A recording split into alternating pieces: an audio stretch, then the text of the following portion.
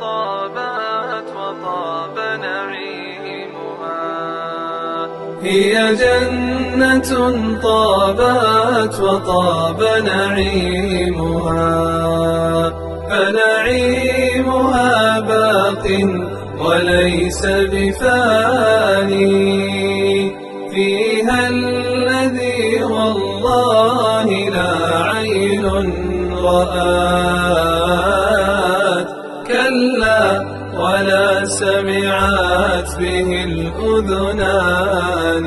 أنهارها تجري لهم من تحتهم،